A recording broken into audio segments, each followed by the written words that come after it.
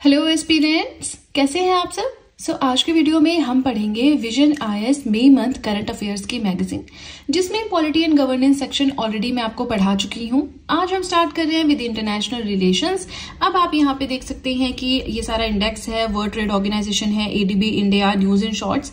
तो ये सारा एक वीडियो में पढ़ा पाना एक साथ मुश्किल है, इसलिए 4 पार्ट्स में ये वीडियो आपके सामने आएगी। आज का जो हमारा टॉपिक है, जो हमने पढ़ना है, वो है 25 years to Pokhran nuclear test and United Nations. तो बस जो मैं पढ़ाती हूँ उसे ध्यान से सुनते चलिए, आपकी अंडरस्टैंडिंग बहुत ज्यादा स्ट्रांग हो जाएगी इन टॉपिक्स को लेकर।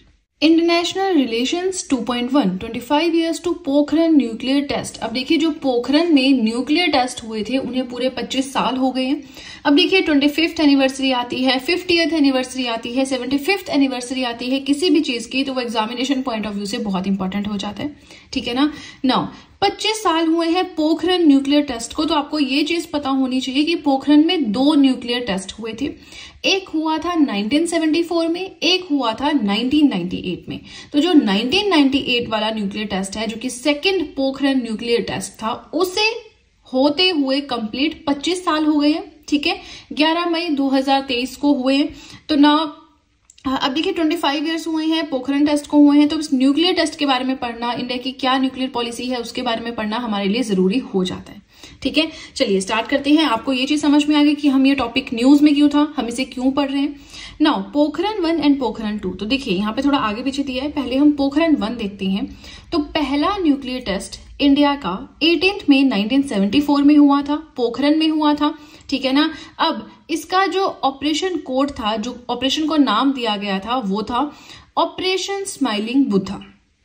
ठीक है ना। क्यों दिया गया था ये नाम? क्योंकि जिस दिन ये टेस्ट हो रहा था उस दिन थी बुद्धा जयंती। अब यहां से बुद्धा जयंती भी जो है आपके लिए पढ़ना इंपॉर्टेंट हो जाता है। ठीक है। नाउ फर्स्ट हो गया, समझ में आ गया। सेकेंड जो हमारा टेस्ट था वो था 11 मई 1998 को। ठीक है, इस ऑपरेशन का नाम था ऑपरेशन शक्ति। इसी ऑपरेशन को, जो ये सेकंड वाला जो हमारा पोखरण 2 न्यूक्लियर टेस्ट था, इसे ही 25 साल कंप्लीट हुए 11 मई 2023 में। अब देखिए, इस टाइम पे जब ये सेकंड न्यूक्लियर टेस्ट हुआ, इंडिया ने खुद को डिक्लेयर किया न्यूक्लियर वेपन स्टेट। ऐसी स्टेट की हमारे पास भी न्यूक्लियर वेपन्स हैं, तो जरा आप बच के रहें, वैसे ही अटैक नहीं करना है हम पे। ठीक है ना। न्यूक्लियर वेपन स्टेट इंडिया ने खुद को डिक्लेयर किया, बट साथ में अनाउंस किया a self imposed moratorium on further testing. First testing 1974, second testing 1998, लेकिन उसके बाद कोई टेस्टिंग क्यों नहीं हुई 2023 तक, है ना। तो देखिए, क्योंकि जिस टाइम पे ये टेस्टिंग हुई थी, जिस टाइम पे इंडिया ने खुद को न्यूक्लियर वेपन स्टेट डिक्लेयर किया था, उस टाइम पे इंडिया ने खुद को जो है, खुद पे एक इम्पोजिशन लगाई, एक रोक लगाई, एक मॉरेटोरियम लगाया कि हम फर्दर टेस्टिंग नहीं करेंगे। खुद पे, खुद के द्वारा लगाई गई रोक है इंडिया पे कि हम फर्दर न्यूक्लियर टेस्टिंग नहीं करेंगे। क्यों? रीजन यही है कि इंडिया इस चीज को सही नहीं मानता है। अगर कहीं वॉर हो रही है, न्यूक्लियर वेपन्स का यूज नहीं होना चाहिए, न्यूक्लियर वेपन्स को पूरी दुनिया से ही खत्म कर देना चाहिए। और भी बहुत कुछ है जो हम अभी पढ़ते चलेंगे कि इंडिया की क्या सोच है, क्या डॉक्ट्रिन है, सब कुछ। ठीक है ना। Now, India's rationale and intentions regarding the development of nuclear weapon was outlined in the official nuclear doctrine। अब इंडिया की जो पॉलिसी है, इंडिया की जो सोच है, इंडिया की जो इंटेंशंस है न्यूक्लियर वेपन्स को लेके, वो जो आगे हम पढ़ेंगे, यहाँ पे आप देख सकते हैं इंडिया की न्यूक्लियर डॉक्ट्रिन, इसमें हम पढ़ेंगे। बट फिलहाल ये समझ लेते हैं कि इंडिया को क्या जरूरत पड़ी न्यूक्लियर ऑप्शन को अडॉप्ट करने की। देखिए, Why did India chose to exercise the nuclear option in 1998? तो ऐसा क्या रहा? देखिए, पहले चीज तो ये, China is the nuclear weapon state. हमारे नेबरिंग कंट्री है चाइना, तो हमें अपने नेबर्स का इन्फ्लुएंस रहता है, अपने नेबर्स के साथ में चलना पड़ता है। अगर उससे पीछे रह जाए तो वो हमें दबा देते हैं। ये चीज होती है अपने पड़ोसियों के साथ में, हम जिस सोसाइटी में रहते हैं हर एक चीज का ध्यान रखना पड़ता है ना। अब चाइना न्यूक्लियर वेपन स्टेट बन चुका था। चाइना ने अपने न्यूक्लियर वेपन्स अक्टूबर 1964 में ही एक्वायर कर लिए थे। ठीक है ना। और चाइना ने 1990s तक पहुंचते हुए 45 न्यूक्लियर टेस्ट कर चुके थे, जो एक बहुत बड़ा कंसर्न था इंडिया के लिए। बात करें चाइना के साथ, पाकिस्तान के साथ इंडिया के रिलेशंस कुछ खास अच्छे नहीं हैं। पाकिस्तान के साथ तो बिल्कुल भी अच्छे नहीं है ना। तो अब ऐसी जगह पे आप रहते हैं जब आपके पड़ोसियों के साथ संबंध अच्छे नहीं है, तो आपको स्ट्रांग होना जरूरी है। सेकेंड पॉइंट आता है reports of Pakistan acquiring nuclear weapons. अब ऐसी कुछ अफवाहें आ रही थी कि अब पाकिस्तान के पास भी न्यूक्लियर वेपन्स हो रहे, वो कैसे होंगे? तो चाइना ने जो है कंडक्ट किया था न्यूक्लियर टेस्ट पाकिस्तान के लिए। चाइना और पाकिस्तान की फ्रेंडशिप से आप वाकिफ होंगे जरूर, आई बिलीव, है ना। तो अब चाइना ने एक न्यूक्लियर टेस्ट किया पाकिस्तान के लिए, जो कि 1990 में सामने आया था। देयरबाय पाकिस्तान का जो कॉन्फिडेंस था, न्यूक्लियर कॉन्फिडेंस, वो बहुत ज्यादा बढ़ गया था, जिसकी वजह से आप देखेंगे बहुत ज्यादा इंसर्जेंसीज लगी थी जम्मू कश्मीर पंजाब में, है ना, उस टाइम पे। तो उनका कॉन्फिडेंस बिल्डअप हो गया था कि हमारे पास भी न्यूक्लियर वेपन्स हैं। तो इस केस में भी जरूरी हो गया था इंडिया के लिए खुद को न्यूक्लियर वेपन स्टेट बनाना। थर्ड आता है pressure to sign NPT and CTBT. देखिए ये खुद में ही एक टॉपिक है, ठीक है ना। अगर आप नोट्स वगैरह बनाते हैं तो थोड़ा सा एनपीटी सीटीबीटी देख लीजिए, अदरवाइज फुल फॉर्म्स मैं तो समझा ही रही हूं यहाँ पे, है ना। सो एनपीटी क्या है? Nuclear non proliferation treaty. एक ऐसी ट्रीटी कि आप न्यूक्लियर टेस्ट जो है किस तरह से करेंगे, न्यूक्लियर टेस्ट पे रोक लगाने वाली ट्रीटी है ये, ठीक है, कि और ज्यादा न्यूक्लियर वेपन्स नहीं रखनी है, जो है ठीक है, इस तरह से। सीटीबीटी क्या है? Comprehensive nuclear test ban treaty. इसमें यह था कि ना जो भी इसके मेंबर्स होंगे, पूरे वर्ल्ड में ना कोई न्यूक्लियर टेस्ट करेगा, ना कोई न्यूक्लियर वेपन्स रखेगा। न्यूक्लियर ये जो कंसेप्ट है इसको खत्म कर दो, क्योंकि दुनिया में अगर कभी भी वॉर होती है, न्यूक्लियर बॉम्ब्स वगैरह फेंके जाएंगे, जैसे कि हिरोशिमा नागासाकी में क्या हुआ था, तो उसके बाद टाइम लगा उनको, है ना, उस चीज से उठने में। तो इसलिए न्यूक्लियर वाला कंसेप्ट ही बंद करना है। लेकिन अब यहाँ पे क्वेश्चन ये था कि अगर इंडिया इस ट्रीटी को साइन कर देता तो इंडिया फिर अपना न्यूक्लियर ऑप्शन हमेशा के लिए खो देता। अगर इंडिया साइन नहीं करता तो उस केस में क्वेश्चन आ जाता कि क्यों साइन नहीं करना चाहता है, इसका मतलब इंडिया यूज करना चाहता है। तो इंडिया तो फंस चुका था इस चीज में, है ना। अब देखिए सीटीबीटी ये चीज एक्चुअल में इंप्लीमेंट नहीं हो पाई थी, क्योंकि बहुत सारी कंट्रीज है जिन्होंने इस चीज को इंप्लीमेंट होने ही नहीं दिया, इस कंसेप्ट को इंप्लीमेंट नहीं होने दिया, ये एग्रीमेंट आगे पास नहीं हुआ, ठीक है। आई होप आपको कंसेप्ट समझ में आया। लाइन बाय लाइन हर एक शब्द का मीनिंग नहीं समझना है ना, सब मीनिंग नहीं समझना है, अपने कंसेप्ट समझना है। फिर आता है एग्जिस्टिंग डिस्क्रिमिनेटरी न्यूक्लियर ऑर्डर, ये हमारा स्किप हो गया था। तो देखिए दुनिया में ना P5 कंट्रीज हैं। कौन कौन सी हैं जो पावरफुल हैं बहुत ज्यादा? आपका रशिया है, यूएसए है, यूके है, चाइना है, फ्रांस है, इन्हें P5 बोलते हैं, ठीक है। तो उस टाइम पे क्या था, बहुत डिस्क्रिमिनेशन हो रहा था कि जिनके पास न्यूक्लियर एनर्जी है, न्यूक्लियर वेपन्स है उनमें, और जिनके पास नहीं है उनमें। लेकिन इंडिया एक ऐसा वर्ड चाहता है जहां पे ये डिस्क्रिमिनेशन ना हो, ठीक है ना। आप देख सकते हैं global nuclear governance setup based on NPT had divided the world into P5 and others. अब एनपीटी क्या है? Nuclear non proliferation treaty. अब इसके अंदर क्या कहा जा रहा था कि आपको रोक लगानी है ना, क्योंकि ये जो P5 कंट्रीज है ये खुद को बहुत एक तरह से सुपीरियर समझती थी कि हम ही रख सकते हैं और नहीं रख सकते हैं, इस तरह से कुछ रिलेशंस थे उस टाइम पे। अब जिनका ये इंटरनेशनल रिलेशंस ऑप्शनल रहता है उनके लिए तो देखिए ये करंट अफेयर्स बहुत ही ज्यादा इंपॉर्टेंट हो जाते हैं, उनको तो इसमें एक एक वर्ड पे ध्यान देना है। लेकिन जिनका नहीं है उनको इतना ध्यान देने की जरूरत नहीं है, वो बस समझे, कंसेप्ट समझे, क्वेश्चन कहीं से भी आ सकता है, ठीक है। नाउ अब यहाँ पे हम बात कर रहे थे yes and others. India though fully embedded to the peaceful uses of atomic energy was not very happy with the discriminatory word. India जो है एटॉमिक एनर्जी का वैसे तो यूज नहीं करेगा, हम पॉलिसी पढ़ेंगे कब यूज करेगा कब नहीं करेगा, बट ये जो डिस्क्रिमिनेटरी वर्ड था इसके साथ इंडिया बिल्कुल भी खुश नहीं था। अब आती है इंडिया की न्यूक्लियर डॉक्ट्रिन, चलिए इसे अब समझते हैं। ओके सो इंडिया की न्यूक्लियर डॉक्ट्रिन का मतलब है कि एक ऐसी पॉलिसी लेकर आया था कि हम कब यूज करेंगे अपने न्यूक्लियर वेपन्स को, कब यूज नहीं करेंगे, किस तरह के अटैक में यूज करेंगे, वो सब कुछ। तो बहुत इंटरेस्टिंग है, ठीक है, और बहुत सिंपल है, एक बार में समझ आ जाएगा, बहुत इंपॉर्टेंट भी है। देखिए एक न्यूक्लियर डॉक्ट्रिन जो है वो ये स्टेट करता है कि कैसे कोई कंट्री अपने न्यूक्लियर वेपन्स को यूज करेगी, ठीक है ना। It states how a nuclear weapon state would employ its nuclear weapons both during peace and war. अगर पीस वाली सिचुएशन है तो कैसे संभालेगी, अगर वॉर वाली सिचुएशन है तो क्या उन वेपन्स का यूज कर देगी या रुकेगी। तो ये सारी जो है हर एक कंट्री की अपनी न्यूक्लियर डॉक्ट्रिन होती है, इंडिया की भी है जो हम पढ़ेंगे। तो इंडिया ने पहले जो है फर्स्टली रिलीज की थी ड्राफ्ट न्यूक्लियर डॉक्ट्रिन 1999 में, बट ऑफिशियल जो न्यूक्लियर डॉक्ट्रिन आई थी, तो देखिए जस्ट ड्राफ्ट था, ऑफिशियल जो है 2003 में आई थी। अब इंडिया की न्यूक्लियर डॉक्ट्रिन क्या बोलती है? पहला तो ये है building and maintaining a credible minimum deterrent. इसका मतलब क्या है? कोई भी हम पे अटैक करने से पहले सोचे, किसी भी कंट्री को इंडिया पर अटैक करने से पहले ये पता होना चाहिए कि इनके पास इतने वेपन्स हैं, वो भी न्यूक्लियर, इतने न्यूक्लियर वेपन्स हैं, तो अगर हमने इन पे अटैक कर दिया तो ये हम पे वापस अटैक कर सकते हैं, और इनके पास न्यूक्लियर वेपन्स भी हैं, तो अगर हम इन पे मिलिट्री अटैक भी करेंगे, अगर इन्होंने हम पे न्यूक्लियर अटैक कर दिया तो हमारी तो कंट्री खत्म हो जाएगी, है ना। तो एक क्रेडिबल मिनिमम डेटरेंट होना चाहिए कि इंडिया पे अटैक करने से पहले भाई सोच लो। सेकेंड पॉइंट है massive nuclear retaliation to inflict unacceptable damage. अगर इंडिया के ऊपर आप अटैक कर रहे हो, चलिए इस पॉइंट को छोड़िए, पहले हम इस पॉइंट को पढ़ते हैं, क्योंकि ये पॉइंट पढ़ना जरूरी है, इससे संबंधित है सारे पॉइंट्स, है ना, अदरवाइज आप गलत ले जाएंगे कंसेप्ट को। Now no first use policy है इंडिया की। ये पॉलिसी क्या बोलती है? That nuclear weapons will only be used in retaliation against a nuclear attack on Indian territory और on Indian forces anywhere. India कभी भी किसी के ऊपर पहले न्यूक्लियर अटैक नहीं करेगा, अपने न्यूक्लियर वेपन्स को यूज नहीं करेगा। अगर किसी ने इंडिया के ऊपर अटैक किया है, इंडिया की टेरिटरी के ऊपर या इंडियन फोर्सेस के ऊपर, ठीक है, तो उस केस में ही इंडिया यूज करेगा। और नो फर्स्ट यूज मतलब पहले हम यूज नहीं करेंगे, हम किसी के ऊपर वैसे नहीं फेंक देंगे न्यूक्लियर वेपन जाके। कोई हमें छेड़ेगा, हमारे साथ डिस्टर्बेंस क्रिएट करेगा, कॉन्फ्लिक्ट लेगा, है ना, इश्यूज क्रिएट करेगा, तभी हम यूज करेंगे। अब उसके बाद ये कंसेप्ट समझ लीजिए, ये दोनों बहुत जरूरी है। Non use of nuclear weapons against non nuclear weapon state. कोई ऐसी स्टेट है जिसके पास न्यूक्लियर वेपन्स नहीं है और उसके साथ इंडिया की लड़ाई चल रही है, तो किसी भी केस में इंडिया वहां पे न्यूक्लियर वेपन्स को यूज नहीं करेगा।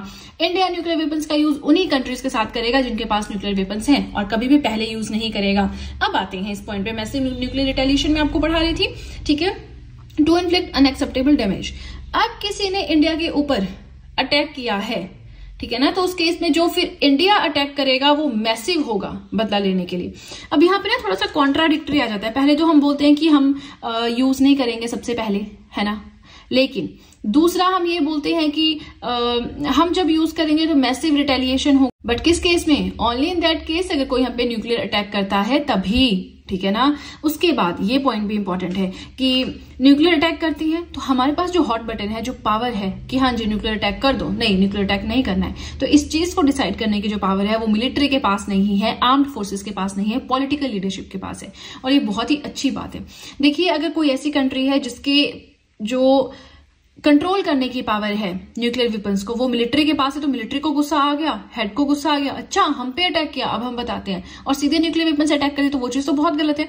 इसीलिए थोड़ा बहुत एग्रेसिव नहीं होना है। तो इसीलिए हमारे इंडिया के केस में जो डॉक्ट्रिन है, न्यूक्लियर डॉक्ट्रिन, इसमें जो पावर है वो पॉलिटिकल लीडरशिप के पास दी गई है through nuclear command authority. Nuclear command authority में क्या क्या आता है? एक आती है पॉलिटिकल काउंसिल, एक आती है एग्जीक्यूटिव काउंसिल। पॉलिटिकल काउंसिल के चेयरपर्सन होती है प्राइम मिनिस्टर, ठीक है, इन्हीं के पास पूरी की पूरी पावर है, न्यूक्लियर वेपन्स को यूज करना है या नहीं करना है इसी काउंसिल के पास है। दूसरी साइड पे आती है हमारी एग्जीक्यूटिव काउंसिल, इसके चेयरपर्सन होती है नेशनल सिक्योरिटी एडवाइजर। वो क्या करते हैं? इंफॉर्मेशन प्रोवाइड करवाती हैं पॉलिटिकल काउंसिल को कि हाँ जी ये इन ग्राउंड्स पे ये चल रहा है, हमारी इंटेलिजेंस से ये न्यूज सामने आई है, हमें अटैक करना चाहिए नहीं करना चाहिए, क्या सिचुएशन बनती है अटैक करने की, क्या नहीं बनती है, तो ये एडवाइस देंगे। बट जो डिसीजन है वो होगा पॉलिटिकल काउंसिल के पास, chaired by the prime minister. समझ में आ गया? नाउ दूसरी साइड इंडिया कमिट करता है कि हमें न्यूक्लियर वेपन फ्री वर्ल्ड चाहिए, ठीक है, हमें डिस्क्रिमिनेटरी वर्ड नहीं चाहिए कि अरे उनके पास तो न्यूक्लियर वेपन स्टेट है, वो तो बहुत स्मार्ट है, स्मार्ट इन द सेंस कि बहुत स्ट्रांग है, स्ट्रांग नेशन है, ऐसा नहीं चाहिए हमें, है ना। चलिए, अब जो थोड़ा बहुत छूट रहा है जैसे ये तो ये बहुत सिंपल सी चीजें हैं, बेसिक में पढ़ाऊंगी, अदरवाइज आप देख सकते हैं आधा घंटा तो हमारे एक ही टॉपिक पे लग जाएगा, ठीक है ना। Now significance of India becoming nuclear weapon state, हमने क्या पढ़ा? चलिए वापस चलते हैं ऊपर, एक इंपॉर्टेंट लाइन है हमारी। हमने पढ़ा कि 1998 11 मई को इंडिया बन गया न्यूक्लियर वेपन स्टेट। क्या हमने ये चीज समझ ली है? Yes, okay. अब जब इंडिया न्यूक्लियर वेपन स्टेट बन गया तो यहाँ पे क्या हो गया? इंप्रूव्ड इंटरनेशनल स्टैंडिंग, हमारा जो स्टैंडर्ड है, जो स्टेचर है इंडिया का इंटरनेशनल लेवल पे, ग्लोबल लेवल पे, वो हो गया इंक्रीज।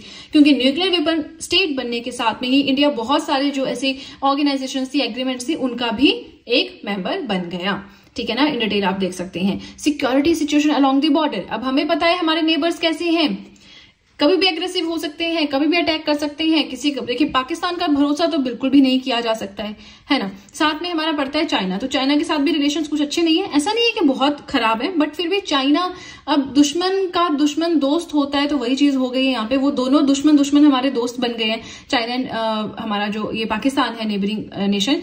तो अब ऐसी सिचुएशन में सिक्योरिटी स्कोप होना जरूरी है। हमारे पास अपनी सेफ साइड है भाई, कुछ भी हुआ हम सीधे न्यूक्लियर वेपन्स यूज कर सकते हैं, तो इससे थोड़ा पाकिस्तान डरेगा, ठीक है। चलिए, नाउ यही वही चीज यहाँ पे लिखी है, सेम आप देख सकते हैं। With respect to China and Pakistan, it has helped balance the military asymmetry by ensuring a credible deterrent. पहले एसिमेट्री थी, चाइना के पास बहुत सारे वेपन्स थे, चाइना पाकिस्तान को सपोर्ट कर रहा था, लेकिन अब हमारे पास अपने न्यूक्लियर वेपन्स आ गए हैं, जिससे जो एसिमेट्री थी वो अब कन्वर्ट हो गई है क्रेडिबल डेटरेंट में। देखिए, अटैक करने से पहले सोचिए। नाउ नेक्स्ट हमारा पॉइंट आता है, हम पढ़ रहे हैं सिग्निफिकेंस कि इंडिया जब न्यूक्लियर वेपन स्टेट बन गई तो क्या क्या फायदे हुए। दूसरा है इंडिया जो है ग्लोबल मिलिट्री पावर्स के अंडर आ गया, ठीक है ना। अब जो जो एग्रीमेंट्स होती हैं, जो भी ऐसा है कि इंडिया जो है अपने न्यूक्लियर वेपन्स लॉन्च कर सकता है, तो जो भी एग्रीमेंट्स होंगे न्यूक्लियर पावर पे उसमें इंडिया को इन्वाइट किया जाएगा, है ना। तो हमारी एक तरह से हमारी पोजिशन जो है ज्यादा स्ट्रांग हो गई। Energy security for the future, देखिए हम जितना मर्जी बोलें कि जो हमारा रिन्यूएबल एनर्जी है हम इस पे फोकस्ड हैं या और चीजों पे हैं, लेकिन हमें एटॉमिक एनर्जी की जरूरत है, ठीक है ना। तो उससे हमारा जो फ्यूचर के लिए एक सेफ साइड हो गई। Transformation in relations with USA, ऐसी कंट्रीज पहले जो इंडिया को कुछ भी नहीं समझती थी, यही सिर्फ इंडिया की पहचान इतनी थी कि हम कॉलोनी थे ब्रिटिशर्स की, तो उससे अब हमारी पहचान बढ़ गई, हम एक डी फैक्टो न्यूक्लियर पावर बन गए, तो वो बहुत बड़ी बात है, ठीक है ना। हमारा नेक्स्ट पॉइंट आता है परसेप्शन ऑफ इंडिया। देखिए थोड़ा बहुत जो छूट रहा है इसको आप खुद से रिवाइज कर सकते हैं ना, इसमें कुछ खास नहीं है। Now perception of India, national pride. National pride की बात है कि यस हमारे पास भी वेपन्स हैं, अब कोई भी सोचेगा अटैक करने से पहले। परसेप्शन ऑफ इंडिया, इंडिया के लिए जो सोच थी लोगों की या और कंट्रीज की दिमाग में, वो कंसेप्ट चेंज हुआ। होता है ना कि कोई एक इंसान है उसने आईएएस क्लियर कर लिया, अरे वाह यार ही इज वेरी स्मार्ट। अगर कोई 4 अटेम्प्ट दे रहा है नहीं क्लियर कर पा रहा है बेचारा, लेकिन इंटेलिजेंट बहुत है, तो उसे बोलेंगे क्या है इसे एग्जाम क्लियर नहीं हो रहा। तो हमारी सोसाइटी थोड़ी सी है ही ऐसी, है ना। चलिए अब थोड़ा सा देखते हैं why do we need to revise no first use policy. No first use policy पढ़ी कि हम कभी अटैक नहीं करेंगे, पहले कोई हम पे करेगा न्यूक्लियर अटैक तभी हम उस पर न्यूक्लियर अटैक करेंगे, वो भी फिर मैसिव होगा और बहुत खतरनाक होगा। कोई नॉन न्यूक्लियर वेपन स्टेट है उसके ऊपर हम अटैक नहीं करेंगे, तो ये हमारी नो फर्स्ट यूज पॉलिसी। अब इसके ऊपर क्रिटिसिज्म मिले हुए हैं। क्रिटिसिज्म कैसे कि कोई अगर हम पे अटैक कर रहा है, चाहे मिलिट्री अटैक है सिविलियन अटैक है, तो हमारा जो स्ट्रेटेजिक स्पेस है इंडियन डिसीजन मेकर्स के लिए वो लिमिटेड है। अब किसी ने जैसे भी अटैक किया है, न्यूक्लियर वेपन तो यूज कर नहीं सकते क्योंकि सामने वाले ने न्यूक्लियर वेपन नहीं यूज किया है, तो हम कैसे यूज कर सकते हैं। हमारी नो फर्स्ट यूज पॉलिसी यही बोलती है आप न्यूक्लियर वेपन्स नहीं यूज कर सकते। तो जो डिसीजन मेकर्स हैं, जो डिसीजन लेंगे कि अब कैसे आगे क्या किया जाए, उनके लिए स्ट्रेटेजिक स्पेस कम हो गया। नाउ कंटिन्यूएशन ऑफ अटैक्स, हमने न्यूक्लियर वेपन को कैसे यूज किया था, हमने यूज किया था एज एन एविडेंस कि आप क्रेडिबल मिनिमम डेटरेंस के फॉर्म में कि हमारे पास इतने हैं न्यूक्लियर वेपन्स, हमने अनाउंस कर दिया है, तो किसने भी अटैक करना है तो सोचे। लेकिन यहाँ पे नहीं सोचा। पाकिस्तान ये कारगिल में हुआ 1999 अटैक, मुंबई अटैक हुए, तो इससे हम क्या समझते हैं कि जो हमारी नेबरिंग नेशन से जो भी अटैक कर रहा है वो इस चीज से डर नहीं रहा है कि हमारे पास न्यूक्लियर वेपन्स है। क्यों नहीं डर रहा है? क्योंकि वो जानता है कि हम तभी अटैक करेंगे न्यूक्लियर वेपन से जब सामने वाला अटैक करेगा। वो तो सिंपल अटैक कर रहे हैं, वो तो नहीं कर रहे न्यूक्लियर वेपन से, तो एक बहुत बड़ा लॉस हो जाता है हमारे इसके नेशन के लिए, हम नए स्टेप ले पाते हैं, ठीक है ना। तीसरा ये कि जो हमारे आसपास के नेशन जैसे चाइना की बात करें तो अपना जो टैक्टिकल न्यूक्लियर वेपन्स को अलग अलग जगह पे डिप्लॉय कर रहा है। टैक्टिकल और स्ट्रेटेजिक दो तरह के न्यूक्लियर वेपन्स होते हैं। टैक्टिकल क्या होते हैं? जो बहुत ज्यादा हार्मफुल नहीं होते। स्ट्रेटेजिक न्यूक्लियर वेपन्स क्या होते हैं? जो बहुत मैसिव डिस्ट्रक्शन कर देते हैं, है ना। तो जो टैक्टिकल है, छोटे मोटे न्यूक्लियर वेपन्स हैं, उनको अलग अलग जगह पे डिप्लॉय कर रहा है ना, अपना बेस बढ़ा रहे हैं। तो ये भी एक सोचने वाली बात है। इंडिया ने तो बोल दिया कि हम न्यूक्लियर टेस्ट नहीं करेंगे, हम 1998 में कर लिया, है ना। ये हमारे कुछ क्रिटिसिज्म हो गए। Arguments in favour of NFU policy, ये जो हमारी नो फर्स्ट यूज पॉलिसी है, अब इसके फेवर में भी कुछ बातें हैं, जैसे कि conventional attacks and incursions can be tackled at the conventional level. कोई मिलिट्री अटैक कर रहे हैं तो क्या जरूरत है आपको न्यूक्लियर अटैक करने की, है ना। आप क्या करो, आप ऐसे ही जो भी सिंपल जैसे उन्होंने अटैक किया है, मिलिट्री अटैक किया, वैसे कर लो, मत कीजिए न्यूक्लियर वेपन यूज। ये चीज हो गया, है ना। सेकेंड आता है it obviates preemption which would otherwise place considerable pressure on Indian decision maker to carry out a nuclear first strike in the heat of crisis. तो यहाँ पे ना थोड़ा होल्ड लग जाता है। किसी ने हम पे अटैक किया तो अब हमारी नो फर्स्ट यूज पॉलिसी है, एकदम से हम उस पर अटैक नहीं कर सकते, हमें उससे वैसे जवाब देना होगा। तो बस वही चीज है, अलग अलग वर्ड्स को यूज करके, थोड़ा खतरनाक वर्ड्स को यूज करके सेम चीज बताई हुई है, ठीक है ना। इसके बाद क्या रहता है, हमारे चैलेंजेस रहते हैं, तो चैलेंजेस आप खुद से देख सकते हैं। कंक्लूजन है, कंक्लूजन में भी यही हमें क्या करना चाहिए, क्या नहीं करना चाहिए। यहाँ पे थर्मोन्यूक्लियर डिवाइस के बारे में बताया है, क्या होता है। न्यूक्लियर फ्यूजन है। न्यूक्लियर फ्यूजन में क्या होता है? टूट जाता है, यूरेनियम का एक एटम होता है, टूट जाता है, मैसिव एनर्जी रिलीज होती है। फ्यूजन में क्या होता है? बहुत सारे एटम्स हैं वो मिल जाते हैं, उस टाइम पे भी मैसिव एनर्जी जो है ये निकलती है ना, एमिट होती है। बस वहीं पे कंक्लूजन है, at the first level India needs to address immediate security threats, कि इंडिया के लिए सिक्योरिटी थ्रेट्स है क्या क्या, उनका सॉल्यूशन सोच लो। और सेकंड लेवल पे हम क्या कर सकते हैं, इंडिया को जो है लॉन्ग टर्म डिप्लोमेटिक इन्वेस्टमेंट करनी होगी towards the creation of a global environment conducive to peace and universal nuclear disarmament. तो डिसआर्ममेंट तो इंडिया हमेशा से चाह रहा है, लेकिन ये चीज हो ही नहीं पा रही इंप्लीमेंट, है ना। चलिए अब चलते हैं अपने नेक्स्ट पेज की ओर। देखिए, ये जो स्टार्टिंग वाले टॉपिक्स होते हैं ना किसी भी सेक्शन में, जैसे कि पॉलिटी एंड गवर्नेंस हो गया, आपका सिक्योरिटी हो गया, आपका एनवायरमेंट हो गया, आपका इंटरनेशनल रिलेशंस हो गया, ये ज्यादा इंपॉर्टेंट होते हैं। जो कि न्यूज इन शॉर्ट्स होते हैं उनमें हम इतना डेप्थ में नहीं पढ़ते हैं, है ना। तो थोड़ा सा वीडियो बेशक लेंथी है बट आपके बेनिफिट के लिए ही है। नाउ यूनाइटेड नेशन न्यूज में था, तो सबसे पहले न्यूज में था क्यों। देखिए, G7 समिट की 49th मीटिंग हुई थी हिरोशिमा में, जहां पे इंडिया को भी इनवाइट किया गया था। तो वहां पे इंडिया ने क्वेश्चन किया था यूनाइटेड नेशंस की एबिलिटी के ऊपर टू इफेक्टिवली प्रिवेंट कॉन्फ्लिक्ट। देखिए, यूनाइटेड नेशन का पर्पस अगर हम देखें तो क्या है, to maintain international peace and security, right. Conflicts ना हो कंट्रीज के बीच में, यही इसका मेन पर्पस है। अब यही काम ये नहीं कर पा रहा है यूनाइटेड नेशंस, क्यों नहीं कर पा रहा है, इसके ऊपर क्वेश्चन पूछा, वहां पे इंडिया ने क्वेश्चन किया है। So here India question the United Nations ability to effectively prevent conflicts, ठीक है ना। इसके अलावा और क्या क्या हुआ, तो 2 और चीजों पे क्वेश्चन किया गया है। इंडिया ने क्वेश्चन अराइज किया है कि क्यों यूनाइटेड नेशन अभी तक नहीं पहुंचा है एक प्रॉपर डेफिनेशन पे टेररिज्म की। टेररिज्म क्या है, इसे कैसे डिफाइन किया जा सकता है, उसकी डेफिनेशन पे क्यों नहीं पहुंचा है। दूसरा ये पूछा कि इंडिया जो है, इसने एक क्वेश्चन पूछा कि क्यों आप रिफॉर्म नहीं ला पा रहे हो यूनाइटेड नेशंस में, ठीक है ना। रिफॉर्म की क्या जरूरत है वो हम अभी पढ़ेंगे, फिलहाल आप समझ लीजिए टेररिज्म की डेफिनेशन पे क्वेश्चन किया है, रिफॉर्म क्यों नहीं ला पा रहे उस पर क्वेश्चन किया है, और यूएन की एबिलिटी पे क्वेश्चन किया है टू इफेक्टिवली प्रिवेंट कॉन्फ्लिक्ट्स। समझ आ गया। अब थोड़ा सा यूनाइटेड नेशंस देखते हैं, ठीक है, उसके बाद हम चलते हैं। अब देखिए, यूनाइटेड नेशंस जो है इंटरनेशनल ऑर्गेनाइजेशन है जिसका प्राइमरी वर्क क्या है, to maintain world peace and security. Purpose आप यहाँ पे देख सकते हैं, इंटरनेशनल पीस, सिक्योरिटी, प्रोटेक्ट करना, ह्यूमन राइट्स को डिलीवर करना, ह्यूमैनिटेरियन एड, कहीं पे कोई डिजास्टर हो गया, पेंडेमिक हो गया, हेल्प करना, promoting sustainable development and upholding international law. तो ये जो आप बिल्कुल रट लो, क्योंकि कहीं भी कुछ भी आता है आप इसी को फिर खुद से इलेबोरेट कर सकते हो। थोड़ा सा हेडिंग अगर आपके पास आइडिया हो तो हम आगे भी खुद से लिख सकते हैं। मेंबर्स की बात करें, 193 मेंबर स्टेट्स यहाँ पे हैं और इंडिया जो है फाउंडिंग मेंबर है यूनाइटेड नेशंस का, राइट। नाउ 6 प्रिंसिपल ऑर्गन है, हम यूनाइटेड नेशंस के पढ़ते हैं। देखिए, आपको बेसिक ना यूएन का पता होना चाहिए, यहाँ पे बहुत ज्यादा बेसिक नहीं दिया है। तो ये जो 6 प्रिंसिपल ऑर्गन्स, जैसे कि हमें आपको पता होगा, है ना, हाँ, पढ़ रहे हैं करंट अफेयर की मैगजीन्स, मतलब आप इस स्टेटस तक पहुंच चुके हैं कि आपको बेसिक नॉलेज तो एटलीस्ट है। सो देखिए, यूनाइटेड नेशन जनरल असेंबली है, यूनाइटेड नेशन सिक्योरिटी काउंसिल है, सेक्रेटरीट है, इकोनॉमिक एंड सोशल काउंसिल है, ट्रस्टीशिप काउंसिल है and international court of justice है। तो इन सबकी वर्किंग, इन सबका कॉम्पोजिशन, इसके नोट्स बनाए अलग से, ठीक है, सबका एक एक काम, वो फिर आपके लिए बेनिफिट रहेगा, बेनिफिट देगा आपको। चलिए, अब क्वेश्चन तो इंडिया ने बहुत सारे पूछ लिए हैं, अब इसका आंसर भी हम डिस्कस करेंगे। बट उससे पहले, क्या यूनाइटेड नेशंस ने कभी कुछ काम नहीं किया, ठीक है, क्या इसकी हिस्ट्री रही, क्या ये कभी किसी चीज को अचीव करने में सक्सेसफुल रहा या नहीं रहा, वो थोड़ा सा हम अभी देखते हैं, ठीक है ना।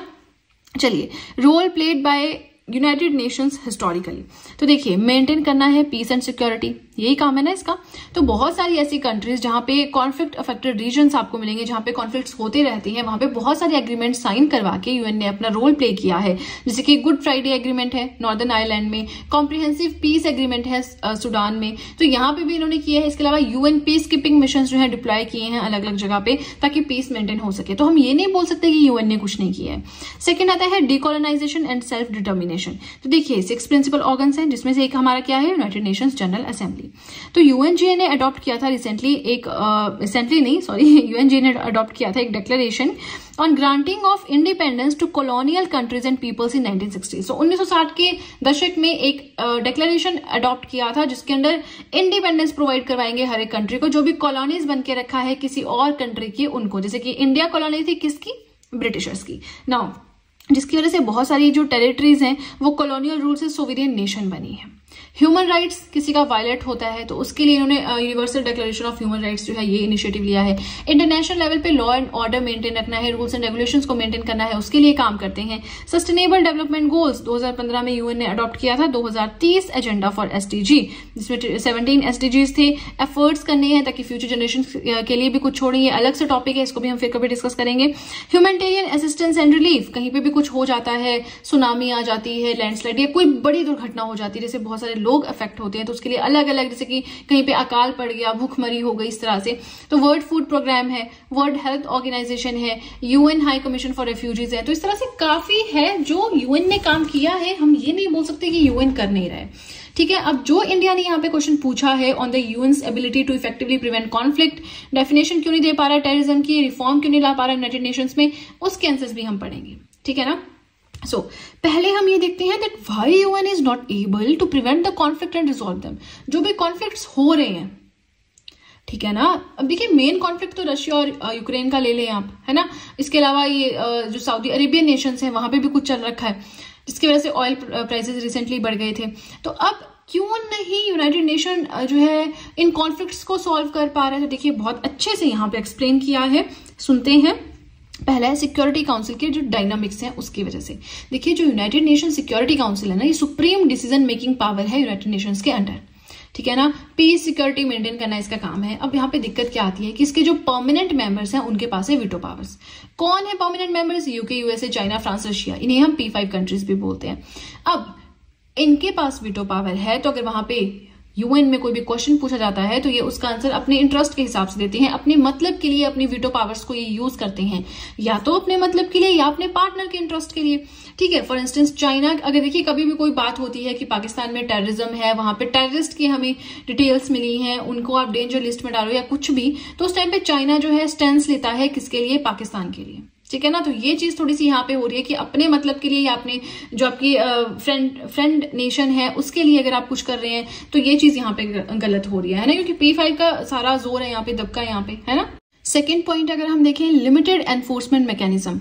एनफोर्समेंट का मतलब होता है टू कम इनटू फोर्स। देखिए जो UNGA है, हमारा यूनाइटेड नेशन जनरल असेंबली है, इनका एनफोर्समेंट मैकेनिज्म थोड़ा वीक है।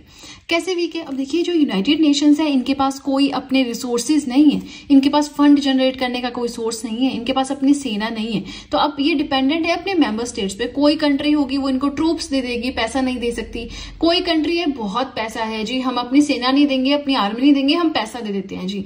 तो इस तरह से जो है इसकी मेंबर स्टेट्स हैं वही यूएन को चला रही हैं, है ना। जो भी पीस कीपिंग मिशन है, जो भी काम है, इन्हीं रिसोर्सेज और इन्हीं ट्रूप्स के थ्रू हो रहा है। सो इनका दूसरी चीज है कि इनका जो पार्टिसिपेशन है वो वॉलंटरी है। कोई कभी ट्रूप्स दे रहा है, कभी नहीं दे रहा है, कोई कभी रिसोर्सेज दे रहा है, कभी नहीं दे रहा है। तो UNGA का पक्का कोई साधन नहीं है, ठीक है ना, इनकम का। अब सर्टेन केसेस में क्या होता है, कई बार कोई कंट्री बोलती है कि हमें नहीं पैसा देना इस बार, या फिर ये वाली जो आपकी स्कीम है ये तो हमारे लिए तो है नहीं, इसमें हमारा बेनिफिट तो है नहीं, किसी और का बेनिफिट है, इस स्कीम को हम लागू नहीं होने देंगे।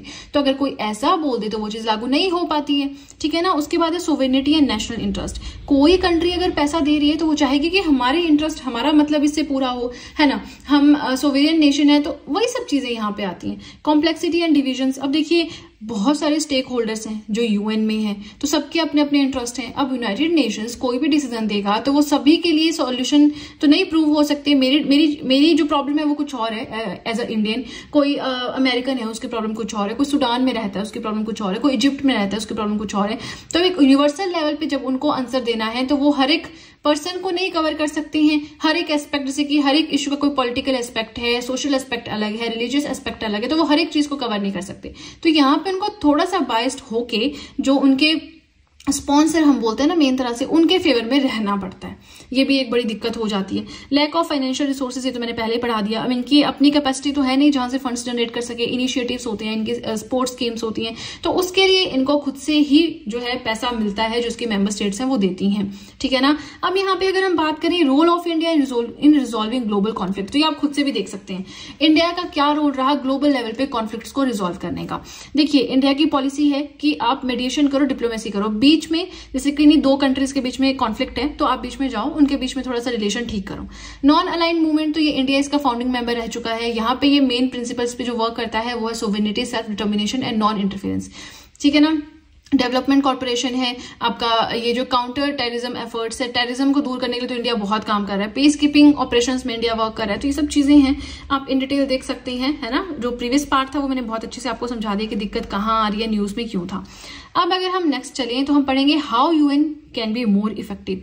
यूएन ज्यादा इफेक्टिव कैसे हो सकता है, तो ये हम थोड़ा अच्छे से पढ़ लेते हैं। देखिए स्ट्रेंथनिंग कॉन्फ्लिक्ट प्रिवेंटिव एफर्ट्स, अपने एफर्ट्स, दो कंट्रीज के बीच में कॉन्फ्लिक्ट आने ही मत दो। अगर आपको पता है कि रशिया और यूक्रेन के बीच में वॉर होने वाली है, फटाफट से एग्रीमेंट साइन करवा देते हैं आप कि आप दोनों एक दूसरे से वॉर नहीं कर सकते, अदरवाइज आपको इतना कंपनसेशन देना पड़ेगा या कुछ भी, ठीक है ना। तो दो कंट्रीज आपको लग रहा है कि वॉर में जाने वाली, उनके उससे थोड़े टाइम पहले उनसे कोई एग्रीमेंट साइन करवा दो, पीस ट्रीटी साइन करवा दो। रिफॉर्म्स इन यूएससी, जो यूनाइटेड नेशन सिक्योरिटी काउंसिल है, इनमें जो है हमने पढ़ा कि जिनके पास वीटो पावर्स उनकी ज्यादा चलती है ना। तो ज्यादा रिप्रेजेंटेशन दो एशियन एंड अफ्रीकन नेशंस को, उनके तो ना के बराबर रिप्रेजेंटेशन है। अगर आप इंडिया जैसी कंट्री को परमानेंट मेंबर बनाते हो तो ऑब्वियसली वो वीटो पावर का बहुत ही इफेक्टिव यूज करेगी, अपने इंटरेस्ट के लिए यूज नहीं करेगी।